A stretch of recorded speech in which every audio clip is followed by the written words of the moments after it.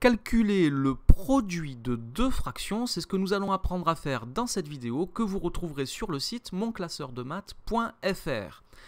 Alors, pour calculer le produit de deux fractions, nous multiplions entre les deux numérateurs et les deux dénominateurs. Le produit de deux fractions est une fraction dont le numérateur est le produit des deux numérateurs et le dénominateur est le produit des deux dénominateurs. C'est-à-dire que si je calcule A sur B fois C sur D, j'obtiens le quotient A fois C sur B fois D. Alors nous allons appliquer cela tout de suite. Donc nous allons calculer 3/5 fois 7/2.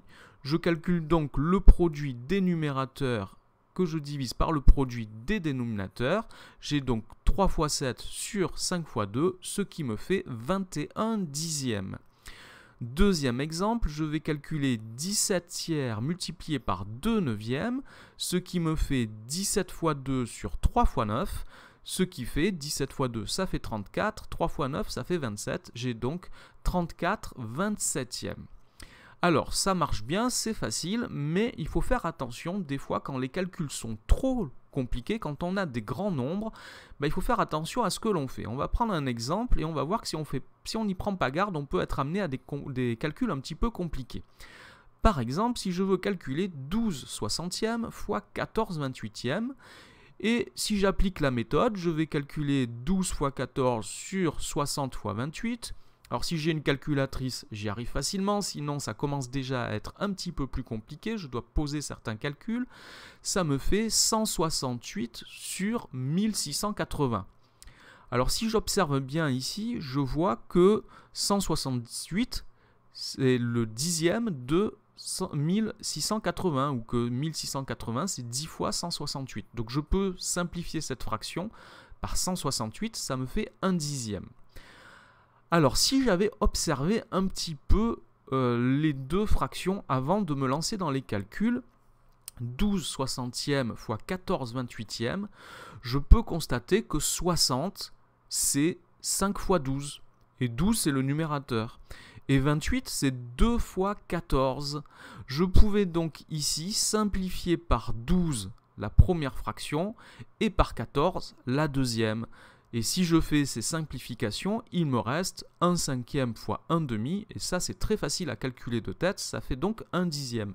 J'obtiens bien le même résultat, mais de façon beaucoup plus simple. D'une façon générale, il faut toujours essayer de simplifier les fractions avant de se lancer dans des calculs qui peuvent être vite complexes si on ne voit pas les simplifications, et surtout quand il s'agit de multiplication. Alors on va prendre un deuxième exemple où il faut vraiment faire attention à ce que l'on fait.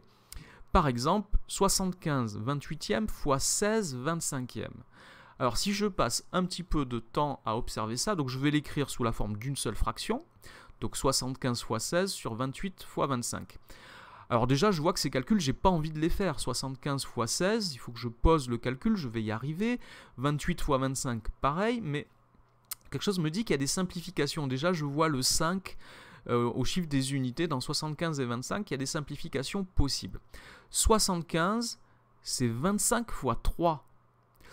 28, c'est 7 fois 4. Et 16, c'est 4 fois 4.